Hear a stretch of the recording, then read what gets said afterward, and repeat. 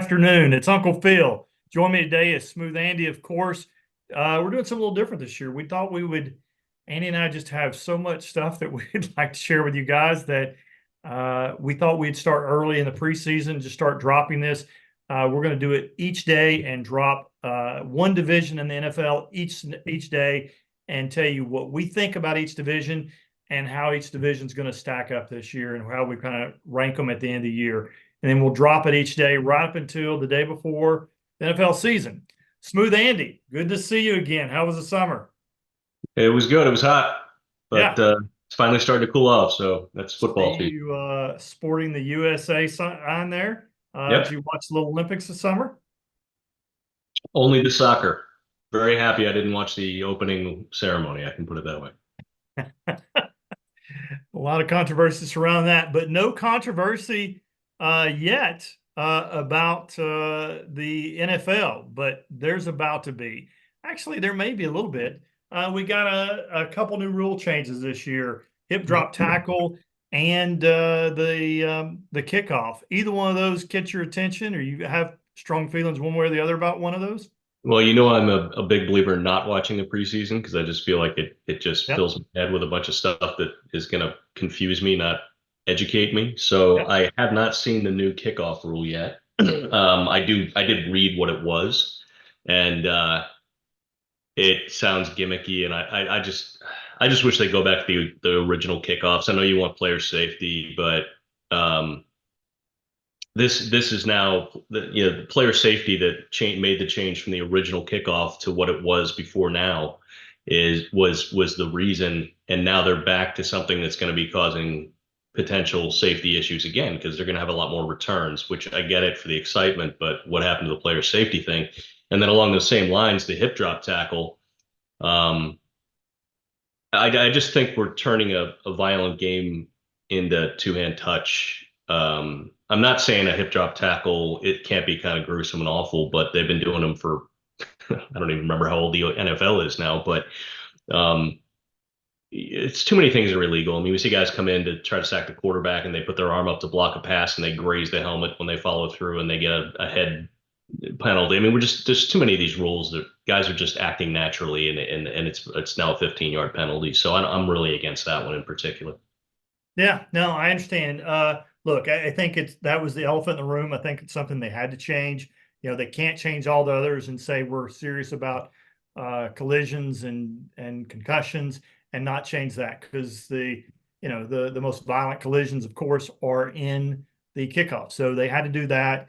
Totally understand why they did it. Not saying that I agree with it, but we'll see. I think there actually could be some interesting things. I'm sure that special teams coordinators always certainly valuable with the average NFL point differential about 3 points. So they're incredibly valuable, but even more so this year. I think we'll see some interesting things. I think it's been very vanilla in preseason. I have watched some preseason. I think it's been vanilla. Vanilla. I think there'll be some interesting things that change as we go on that I think we'll probably end up liking. Hip drop tackle. It's causing too many season injuries. I totally understand that one as well. Look, I mean, there's been lots of changes. I don't think we've liked them, but as we've seen them grow, they kind of grow into the game. I think that the penalties surrounding the quarterbacks, those are actually, I think those are, I'm not sure if that'll happen this year, but they're at least talking about those being reviewed. So, the ones where they just miss the quarterback completely and call 15 yards and everybody's up in arms. I think there's potential for those actually changing because they realize that, the pendulum has swung too far one way and those will kind of even out. So hopefully it will. The other thing we got a big change this year is we've got 8 new coaches. What new coach for you are you most excited about seeing or that most intrigues you? I'd say McDonald in Seattle because I think I think I mean, he comes out of the John Harbaugh tree, and they had a great defense last year. Yeah. I think Seattle, among the teams that have a new coach, probably has the most talent. Um, a lot of these coaches have just got nothing. I mean, Antonio Pierce um, and what's the name, Canales in Carolina. There were two guys who were on their second team as second head coaching job, Raheem Morris and Dan Quinn. Both of them have at best mediocre teams. I think Dan Quinn's really got a build ahead of him, but I think McDonald, because of what they had in Seattle, they have Geno Smith, who's not great, but he's adequate. And it's a decent team. They are in a tough division, but he has a chance to, if he can make that defense kind of back the way it was when Dan Quinn was there, ironically, then I think they have a good chance to be really competitive in that division. Yeah, I think you've got a really good point. You actually stole mine. I was going to choose McDonald, No, but we should have since we don't coordinated. talk about this beforehand, but I've got a second backup that I was kind of tossing back and forth. But I will uh, uh, add to what you already said about McDonald and just joining your praise for him because again, Seattle had a good offense last year. They were 31st in stopping the run last year, so got a great opportunity for him to come in, build that defense and I think may be a surprise team in the league this year, even with Geno Smith back there. We'll see what Geno Smith does this year, but I think Seattle. I think that obviously that's going to be the last one we do this year before the season drops. That'll be the last division we cover. But I think Seattle and AFC West in general has got some outstanding teams. Has potential to be one of the strongest, if not the strongest, division in football. So we'll get to that. But I'm going to go with Dave Canales. Man, I'm really excited about. Look, this is a make or break year for Bryce Young. There's no question. I mean, this is year by Thanksgiving this year, you're going to know if he's the guy or you're going to be drafting a quarterback again next year. And Yep. Dave Canales is the quarterback whisperer. Look, Geno Smith had his best year under that he's ever had, which was better than Russell Wilson's best year in Seattle under Dave Canales. Then he went to Tampa Bay, completely revived Baker Mayfield's career to at the end of the year when Baker beat Jalen Hurts in the NFC wildcard game. Baker was a better quarterback. And you're like, it just wasn't a question. He was better than Jalen Hurts. It was just not even a question. It happened. And look, if anybody can turn Bryce Young around, it'll be Dave Canales. And I'm looking forward to seeing Carolina take a step up this year. Hopefully they can. The win total for Carolina started off this year at 4.5 wins. The Sharps have bet that win total up to 5.5. Not that anybody thinks Carolina is going to make the playoffs, but it's solely because Dave Canales and potential for Bryce Young to take a step up. Certainly have got some good wide receivers. It'll be interesting to see what they've done. Obviously, trade away Bryce Burns to the Giants in the offseason. Big loss for them, but because of the deal they made with the Devil to get Bryce Young and trading all the draft picks away to Chicago, which they clearly benefited and got and loaded up with Caleb Williams. They had to clear some space and try to get some draft picks back. Really looking forward to that. So, our picks are McDonald and Canales. So I love it. I think that we're on the same page with that and really excited to see what's going on. But let's go to excitement. Let's go the AFC East, and particularly let's start at what we both believe is the bottom. I think there's some debate over the next three, but I don't think there's clearly any debate about the bottom, and that's New England Patriots. What's your opinion on them? What's going on? We've got Gerard Mayo, we got Drake May, we got Jacoby Brissett. Those are the main players, and they just traded off Matthew Judon. So just a bunch of guys after that. So what do you think? Tell me your thoughts on the Patriots. What I think is I feel bad for Gerard Mayo to get his first head coaching gig with this collection of for lack of a better word, talent. Yep. I don't know what he can do with them. I mean, they're obviously they're in bottom out mode. You don't get rid of Judon like that unless you're basically saying, look, we don't think we'll be competitive anytime soon, so let's get a draft pick and move on. Obviously, they would have had to. I think he's in his last year, so they would have had to re-sign him. But I think the cupboard is pretty bare there. I think it's gonna take a couple of years at least, and he might not be around when that turnaround maybe happens. So hopefully they have a good front office making good picks, and that'll help him. But how patient are you going to be if he goes 4-12 or 4-13? This year and next.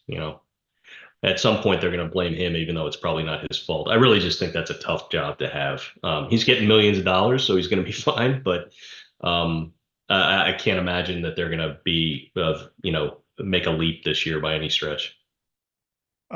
Worst roster in football. What are your I think thoughts? so. Yeah, yeah. Yeah, I mean, should be. I mean, this is the team I think will be feisty. Gerard Mayo, be interesting for me. A lot of angles there for me. I mean, Gerard Mayo, you're like, hey, he's kind of from the Bill Belichick tree.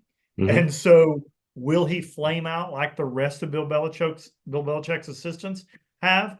I mean, obviously Bill Belichick, his legacy is not only the greatest coach of all team, but probably the worst general manager of all time as well, because he's Yeah. just absolutely just ruined that. What was it, 2 years ago? He drafted two guards and a kicker. That was his draft. I mean, you're like, what in the world are you doing? So, Hmm. I mean, here we are with this Gerard Mayo. I don't know if this will be a fair representation of him. Look, I do like Jacoby Brissett coming in there, a seasoned veteran. I've Me too. always liked him. I always thought he was feisty.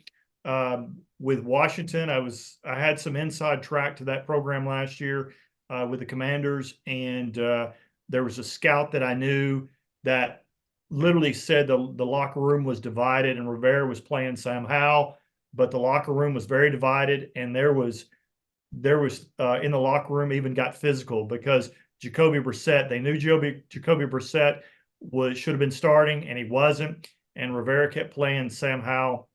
So it'll be interesting to see Jacoby Brissett get his thing. And I think that look, I don't think this is an 0-16 team. I don't think it's that bad, but it's going to be bad. But I do think that Jacoby Brissett is feisty enough that in a dog situation, he's going to ruin somebody's he's going to ruin somebody's Sunday when they've got a big bet on the opposing team, and he's also going to ruin somebody's survivor pool.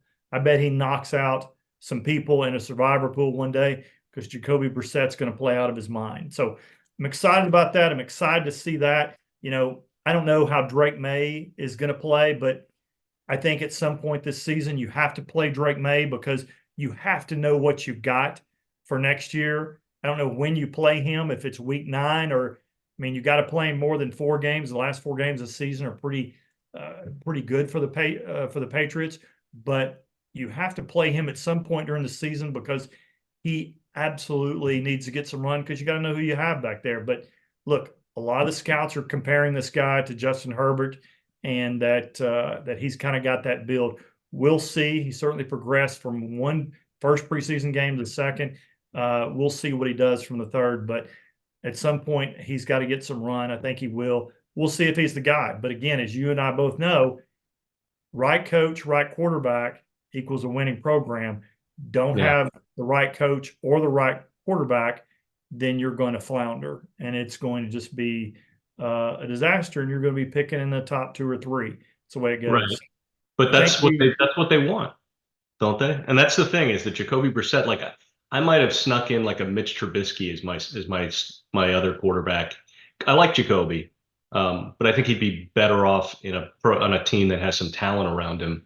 And the problem I have with that is that he might win him a couple games. To your point about the survivor pool, that might mean that they're picking third in the first round instead of first or second. And the way that they've been behaving personnel wise, it seems like they want to pick first. I mean, trading away Judon, so he might kind of spoil their draft position by being more adequate than maybe what they don't want to say it out loud, but you know what I mean. They want to bottom out.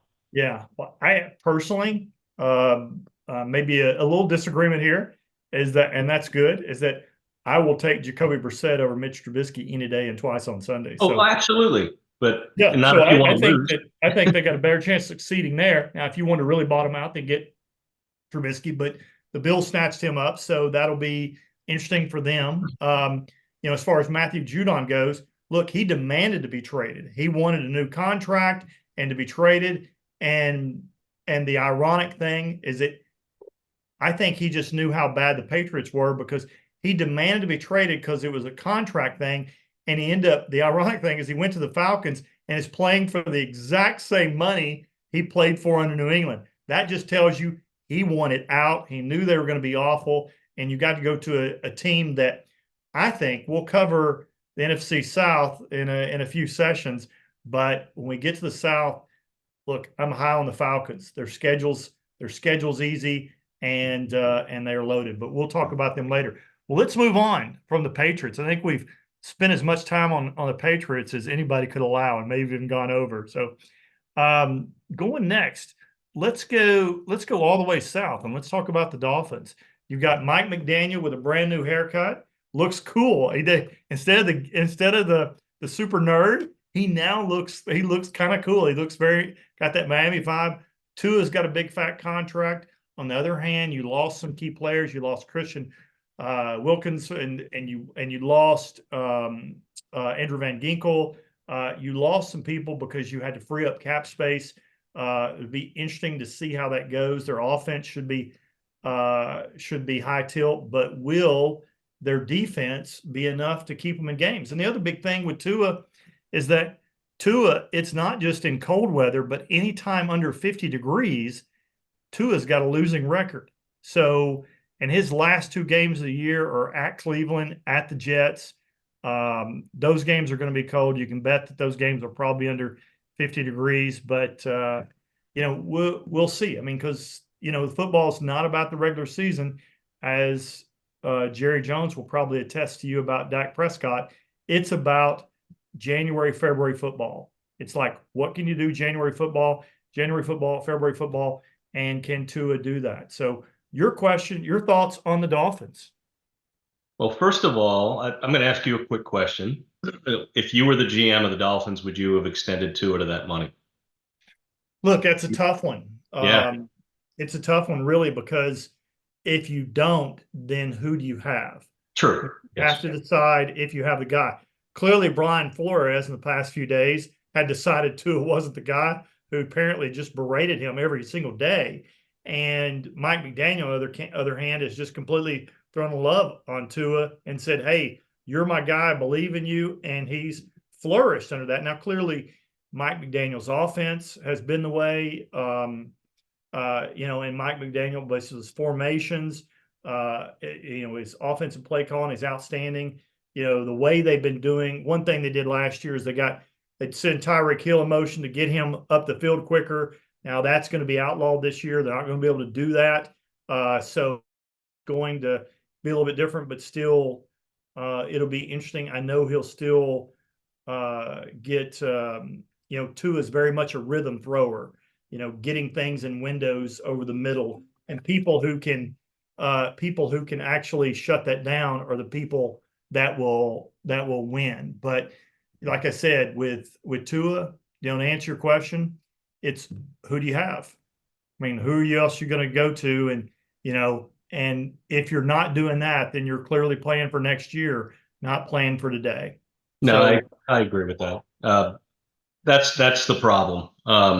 What I'm thinking with Tua, though, and this I could be totally wrong, but my read on Tua is that he might be Dak Prescott 2.0. He'll put up the numbers during the regular season, but you're not going to win a Super Bowl. He's going to have a stinker game every now. Sooner or later in the playoffs, he's not going to get you through 3 or 4 games to get through it. So you're going to end up with a team that's a playoff team with a decent quarterback who puts up good numbers, but I don't know that he's going to take you there. No, it's too early to necessarily label him like that, or for that matter, maybe even Dak. But you know what I mean? I mean, you end up with one of those quarterbacks who's making top 5 money, but hasn't proven that when you're playing a really good team in the playoffs that he can get you over the hump. And that's what I'd be worried about if I were a Miami fan. yeah, no question. Miami, I mean, really, Tua, it's like he can't make the throws in cold weather. And it's not even freezing. It's below 50 degrees. It's losing record. So, I mean, that's really a problem. Going to Dak Prescott, it's when he doesn't have a 100-yard rusher in a game, he has a losing record. So without a running game, which we'll get to, which he has none this year, that's another problem for Dak. So you've got limited quarterbacks. You've got what I think is anywhere from a B minus to you can put a B plus quarterback, kind of in that range. And that's what those quarterbacks are. They're flawed to a certain extent. And we'll see. So, moving up the rung, let's go with the Buffalo Bills. Let's bounce around. Let's go back to the extreme north. What do you think about Buffalo this year? You got Josh Allen, but you lost Stephon Diggs. You were fighting some cap space there. You traded a bunch of people. You still got a defensive head coach and Sean McDermott that, frankly, I see loses games And and if he weren't in Buffalo, I think he'd get run out of town. But I think the owners in Buffalo just aren't going to do that. They like him, and he's going to stay there. But I think he limits it, and it's just a shame that you have a minimum top five quarterback talent in the entire league, and yet they seem miles away from the Super Bowl. Yeah, well, I mean, it's kind of like the Dak Prescott of head coaches, right? He'll get you the nice record during the regular season. He'll get you the playoffs, maybe win a game, but he's not going to get you through the playoffs. At least not yet, and that's his flaw. Now, he's not so bad that he goes 4-13 or anything like that. He's actually they went let's see 11-6 last year. Yep. But losing Diggs, I mean, he obviously is a cancer. He's been traded twice now, despite being a top five, top 10 wide receiver in the league. Um, I don't think that getting rid of that cancer is gonna lift all ships with the Bills. I think you lose his talent, you can't replace him. I think it was Keon Coleman from Florida State as their Yep. as their wide receiver in the Yep. very beginning of the second round. Um, we won't know where he is until quite a little while. But there's no way he's going to step in and replace Diggs. And I'm not really all that confident. I think they're going to take a step back offensively. The question is, can they make up for that with defense? And that's a question. And they So just lost Matt Milano yeah, again, and he's out with that pectoral injury and not supposed to be back till December. And you know, that could be too late. I mean, I yep, know it's hearsay it's almost that to say that Buffalo may not make the playoffs this year, but I'm in that camp. I'm in that camp. I don't think that just because you have, we talked about it just a second ago, where you have to have the quarterback and the coach, to do that. And I feel like Buffalo is just kind of stripped down. I think their defense is suspect, and I think they've got a team this year that could be setting up for a tough year, and this may be the year that Sean McDermott actually gets fired. So, will be really interesting to see how that plays out. But good to hear your thoughts. I think Keon Coleman is certainly a person that you brought up. That's certainly someone to watch, and certainly someone that the Bills, if they are going to do anything this year, has to be a big factor to them. And I don't think he's a number one wide receiver, but Green Bay doesn't have a number one wide receiver. They've got a bunch of guys that are just twos and threes, and they're working, and it works great with chemistry. And maybe to your point with Stephon Diggs, he wasn't happy in Buffalo. He wanted out of Buffalo. Buffalo just wasn't his city. He wanted something bigger. I get it. It's tough to get some free agents to go to certain cities, Buffalo, Green Bay, but and I think Houston's a better fit for him. We'll see how he ends up doing there, but we'll see how Buffalo ends up doing see if they can make lemonade out of lemons, because I think that they've got a tough schedule this year. Now, well, Diggs, real quick, Diggs yeah, is in Houston, as you said. yeah. Over under week 8 is the over under for how early you catch Stephon Diggs screaming at CJ Stroud on the sidelines for not getting the ball enough. Do you think it's an over or an under? I don't know. I mean, you've got Tank Dell. I mean, you've got Nix. I mean, you've got some other wide receivers that are big time there, that he kind of blends in. He doesn't have to be the guy that carries a load. But you certainly see that happening. But D'Amico Ryans is such a great coach that I think he's a culture builder. And I think what he's done, I mean, you've literally turned a team that was a laughing stock, in Houston, and turned them into a team that a lot of people say, hey, this is a dark horse for the Super Bowl. I mean, this is a team that you've got, a quarterback that absolutely sees the entire field, and you could do that. We'll talk about that, but we'll get into Houston a little bit. But certainly an interesting point on that. Last team of the AFC East is the New York Jets. We've every year, you know, you and I have heard it for years that this is the year for the Jets. This is the year for the Jets, and you know, Andy, Is this a year for the Jets? No, it isn't. Yeah, it's the same as in this case. It reminds me of Miami, University of Miami, the U, when they go 4-0 to start the year, not having played anybody, and then they finally play one decent team and they get beat, and everybody's before the week, days before the game, they're saying, "Is the U back? Is the U back?" And nope, they never are. That's not necessarily true of the Jets because I don't think last year after Aaron Rodgers went down, anybody was expecting much from them. But they went 7-10. That's actually, and considering Zach Wilson was the quarterback most of the time during that stretch, that's better than I would have thought.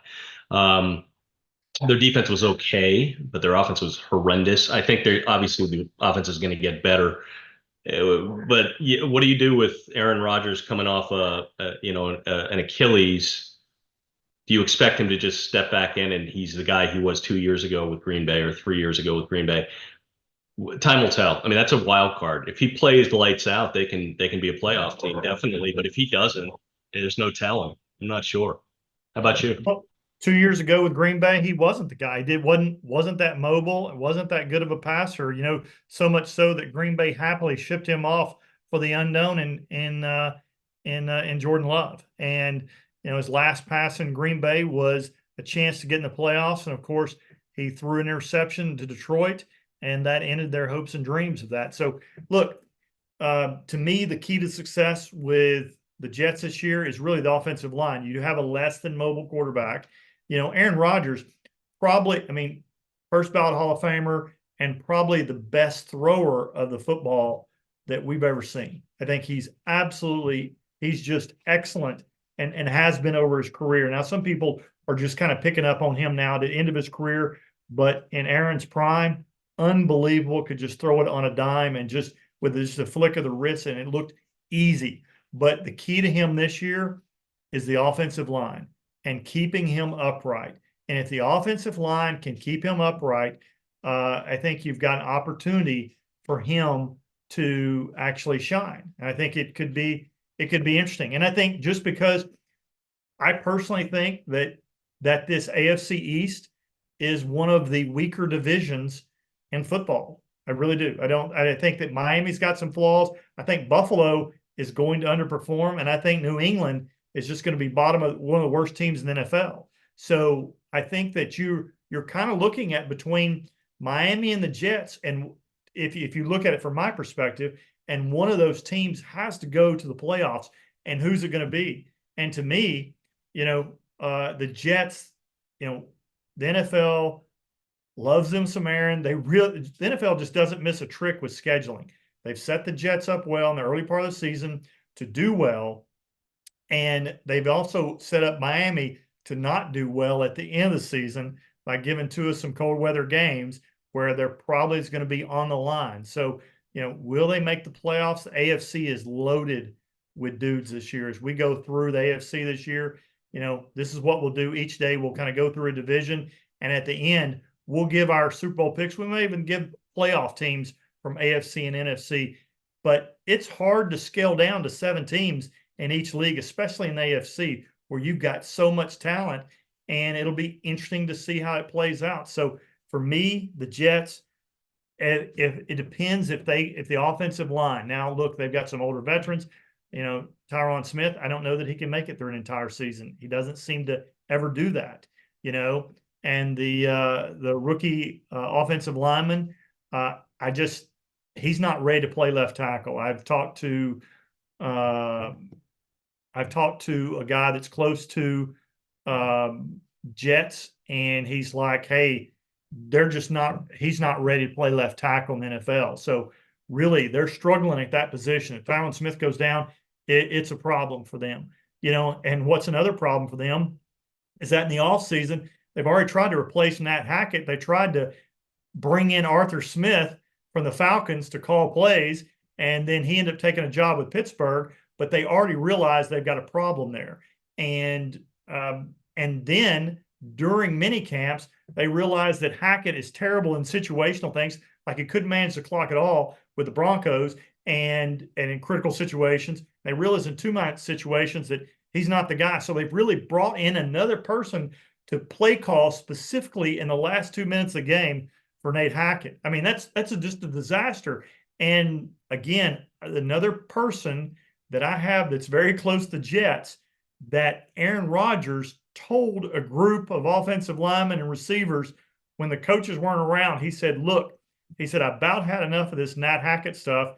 And he goes, don't worry about the play calling. When we go to the line, whatever he calls, I'm checking out of it. So it's just the same thing that happened in Green Bay, where LaFleur never got to have his offense run, and it was Aaron Rodgers' offense, and you saw how LaFleur's offense flourished this year under Jordan Love. And look, this could either go really well, or it could be an absolute disaster for the Jets. We'll see how it goes. Any parting thoughts before we hang up, Smooth Andy, on the AFC East? Well, I would say I think you're right that the Bills are going to regress a little. I think the Jets are going to be a little better. Just they have to be without Zach Wilson at quarterback. I would guess if I had to guess, I would say that the Patriots are probably going to win 4 games again. I would say the Dolphins are going to win 11 again, and I would say the Bills are going to come back to maybe 9-8, and the Jets might go up to 9-8, and that might be where it ends up. In other words, basically more or less the same win-loss record for the division between the 4 teams, but just with the Jets and the Bills exchanging a couple of wins for each other and a couple of Well, losses. That's where I think it ends up. I think you're probably right. I mean, look, it's Miami offensive head coach, and you've got a good quarterback, a good NFL quarterback who's happy, got his contract, got his money.